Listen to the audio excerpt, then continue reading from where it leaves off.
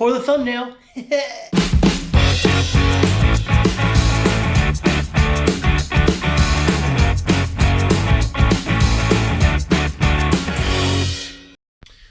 Alright, car's a mess, I'm a mess, the garage is a mess.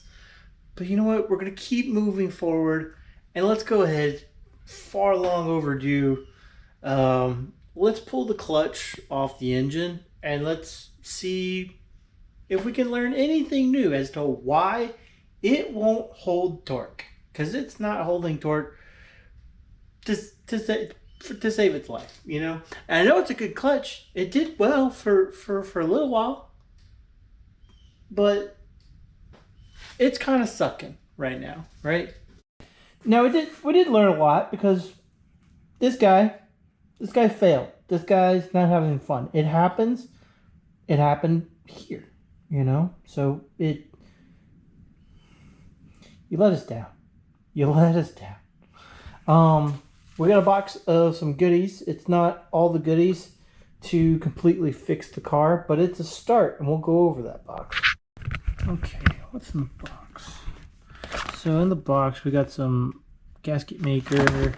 We got a new seal. These are things I just need to have on hand because I wanted some spare seals, spare RTV. This guy from McLeod, I'll show you the guys the part number. McLeod Assembly looks like for an elbow bleeder for Mustangs 05 and up. Guess what, guys? We have an engine and a transmission from a Mustang that's 05 and up. And so that's why we bought this. No, I'm just kidding. We really bought this because this got this little fitting right here. Right here. And we probably could use the stand another braided line. I don't know if that was long enough.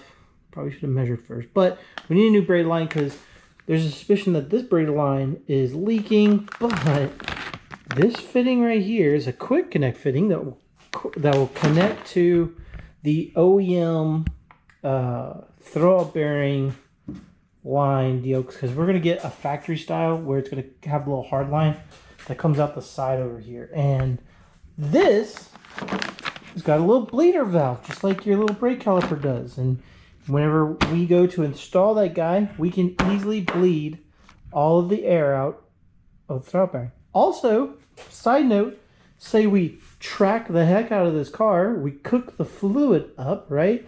After a few track sessions, fluid doesn't do as well.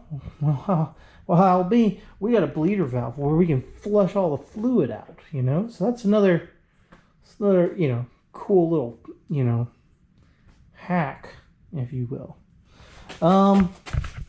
We also kind of re-upped on some, you know, here's some power steering fluid for the power steering pump.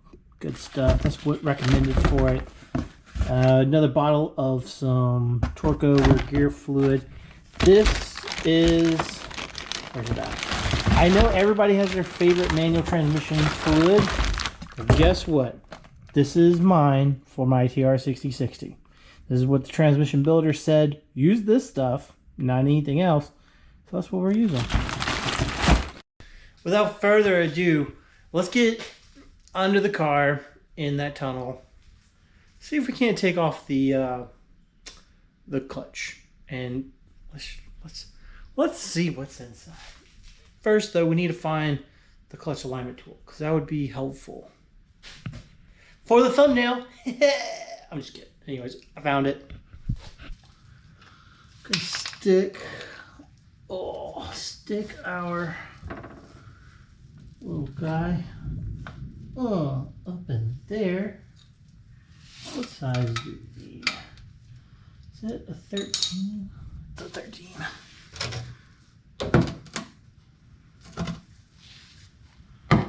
Oh, okay. Without it spinning. Shit. Damn it. To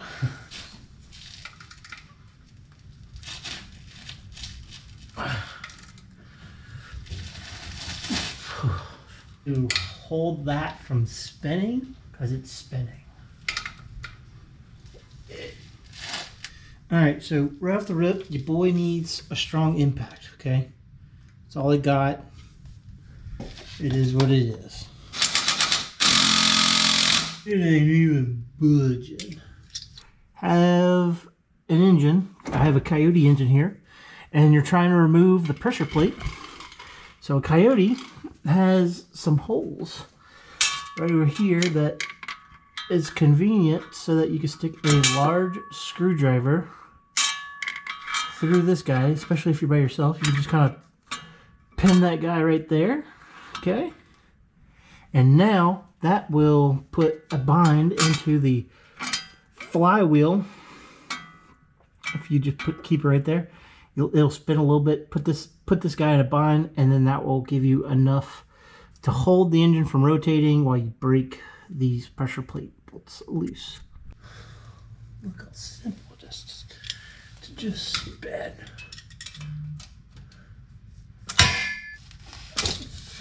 Oh, don't you round off one of these bolts.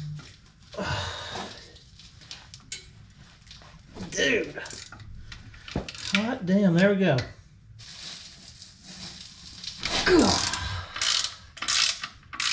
Hell yeah. Hell yeah. Hell yes, brother. We got it. Who needs electric, things? Last two for the pressure plate. All right, we got everything broken loose. We just need to kind of get everything hand tight so that we can gently remove.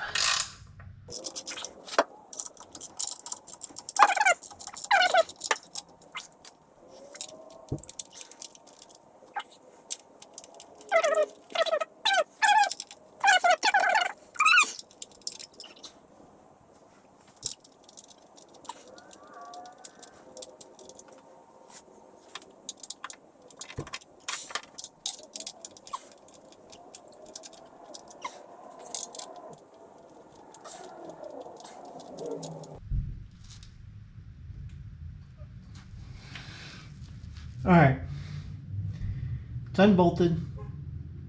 This should theoretically come right off.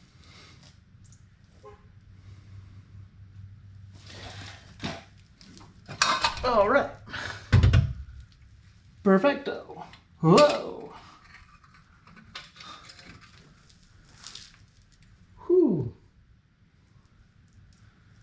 Okay.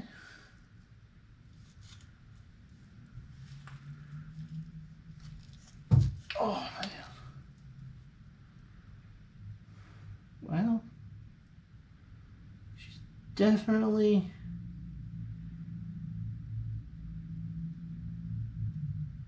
Let's bring this up to the surface so we can get a better look. All right, so let's take a look at this flywheel before we go look at the clutch. So, as you can see, a clutch that's been learned on and raced on. We've got a nice big old heat mark right there. We got a bunch of them kind of right there, scattered right here. It doesn't look terrible. It doesn't look terrible. It doesn't look like grandma drove it, but it don't look bad. Flywheel don't look too bad. Not too shabby. Not too shabby. Not too shabby. Little bearing in there don't look bad at all, but we'll probably still replace it anyway. So, in combination of our throwout bearing not holding fluid, how about our clutch disc not having any clutch material? We seem to have run out of it. This side has had a little bit left. Heat marks everywhere, but I think we can probably expect, being that we raced the car, launched the car, kind of drive, somewhat of spirited, I guess you could say.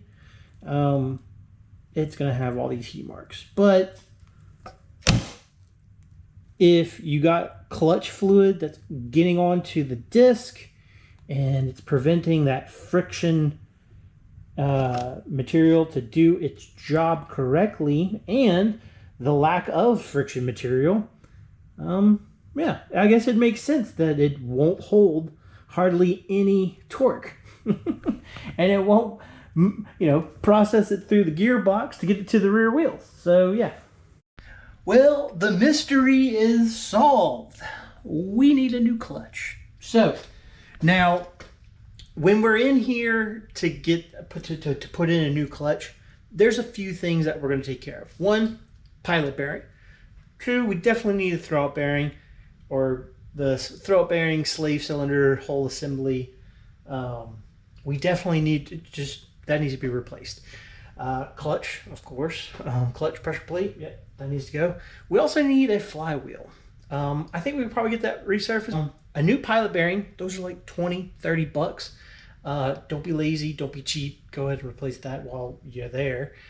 So, yeah, I think I feel better about this because I now understand why the engine was putting out some power, but the power wasn't ever getting to the rear wheels. Is because the clutch was, one, getting fluid sprayed on it from the little hydraulics that were leaking, and two, there's no clutch material left on the disc. So, all right, so let's go ahead and see if we can't get another one.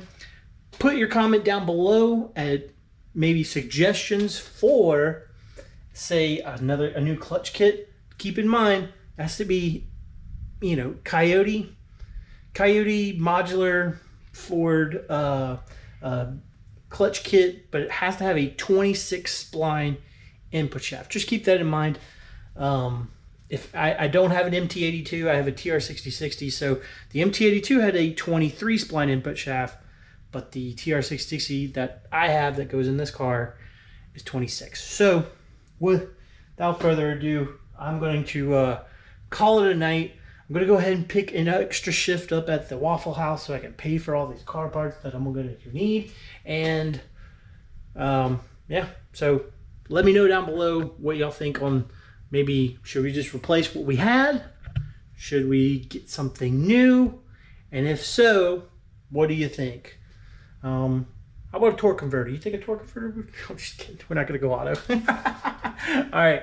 Hit the like button. Comment down below your thoughts and your suggestion for a clutch kit that you think might be better, or should we just go with the old stuff? And if you're new here, why don't you think about subscribing? Right on down below, hit that little box, and I will see you on the next one.